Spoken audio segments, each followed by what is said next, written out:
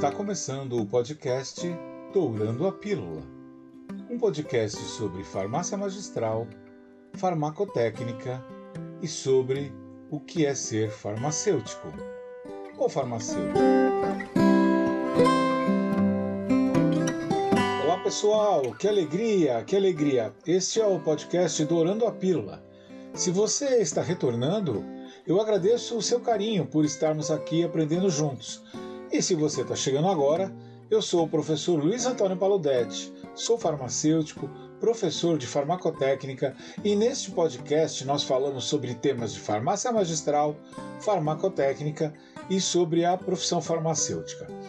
No podcast de hoje, vamos falar sobre a validade de matérias-primas, um assunto que complementa o episódio 2 do Dourando a Pílula. E se você ainda não viu o episódio 2, é só procurar aí na playlist o episódio que fala sobre prazo de validade. Eu queria lembrar que vocês é que determinam os temas futuros que eu vou abordar nesse podcast. Então, se quiserem fazer sugestões de temas, escrevam lá nos comentários e aproveitem para se inscrever no canal, porque isso vai me motivar ainda mais para fazer conteúdos legais para vocês. Mas vamos voltar para o tema da validade das matérias-primas. O pessoal sempre me pergunta se uma matéria-prima que está para vencer pode ser usada numa manipulação. E se puder, qual é o prazo de validade da fórmula manipulada com esta matéria-prima que está para vencer? Bom, para responder a esta pergunta, nós precisamos relembrar o conceito de prazo de validade de uma matéria-prima. Segundo a maioria dos compêndios oficiais, o prazo de validade é o período de tempo para o qual se espera que uma substância mantenha, dentro de determinadas especificações, as mesmas características físicas, químicas, organolépticas, toxicológicas e microbiológicas que esta substância apresentava no momento da sua preparação, produção, síntese, enfim, no momento em que ela passou a existir. E este prazo determina também que o produto permaneça dentro dessas especificações desde que armazenado corretamente. Vamos dar um exemplo para deixar mais claro. Uma matéria-prima que tem um prazo de validade cuja data vai expirar em 30 dias, tá?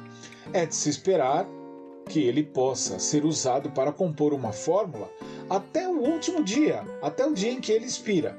Mas então vem uma pergunta. Se eu usar essa matéria-prima que venceu hoje, por exemplo, em uma cápsula que será usada amanhã, essa matéria-prima já não estará vencida dentro da cápsula? Bom, em essência, a resposta para esta pergunta depende um pouco do processo ao qual a matéria-prima será submetida para obter o medicamento ou o produto acabado. Por exemplo, em uma indústria, é muito comum se usar matérias-primas com prazo de validade de 6 meses para se obter, por exemplo, medicamentos em comprimidos, que vão ter um prazo de validade de 18 meses e até mais tempo. Analogamente, nós também podemos usar uma matéria-prima com 24 meses de validade para obter um produto que terá 6 meses de validade, como, por exemplo, um líquido oral. Isso acontece porque, ao ser colocada numa forma farmacêutica, a matéria-prima passa a sofrer influência do recipiente ou do veículo em que está colocada, e o prazo de validade não mais é determinado pela matéria-prima em si, mas pelo produto final acabado. Aí então você me perguntaria, mas professor, uma matéria-prima com 6 meses de validade não vai gerar um produto com a mesma validade da matéria-prima? A resposta é que, na verdade, são os estudos de estabilidade aplicados à forma farmacêutica quem determinarão o prazo de validade. Isso porque a matéria-prima, ao ser veiculada no produto, pode ter suas reações de decomposição retardadas ou aceleradas, possibilitando que as especificações de teor, potência, estabilidade, toxicologia, microbiologia sejam mantidas, ampliadas ou reduzidas. Ou seja, na indústria farmacêutica há estudos de estabilidade no produto acabado. Tá bom, professor, mas e na farmácia com manipulação? Bom, pessoal, na farmácia a história é um pouquinho diferente, porque A rigor, são poucos os estudos que nos garantem a estabilidade de uma matéria-prima no medicamento manipulado, e a multiplicidade de possibilidades de prescrições com diferentes doses e associações tornaria um estudo de validade impossível ou então muito difícil de fazer. Mas então, professor, como eu faço? Eu jogo a matéria-prima que está para vencer fora ou eu posso mandar reanalisar? Bom, vamos pensar um pouco na reanálise. Reanalisar uma matéria-prima é um processo que só pode ser feito durante o prazo de validade de um produto farmacêutico ativo, de um insumo farmacêutico ativo. E o objetivo da reanálise não é estender o prazo de validade desse insumo, mas sim atestar se esse insumo ainda se presta para uso quando for utilizado. Ou seja, a reanálise é uma espécie de garantia de que o insumo próximo do vencimento ainda é útil com toda a sua segurança. Resumidamente, a reanálise não estende o prazo de validade de um insumo vencido. Poxa, professor, então, se a matéria-prima estiver próxima do vencimento, eu tenho mesmo que jogar fora, né? Então, numa resposta simplista, eu diria que sim. Entretanto, há alguns pontos a considerar. Inicialmente, não deixe suas matérias-primas ficarem próximas da validade. Gerencie o seu estoque, a sua reposição, de modo que elas sempre vençam, pelo menos com 4 meses de validade ainda no prazo, ainda a validade remanescente, que a gente chama. Este prazo de 4 meses é um prazo muito razoável.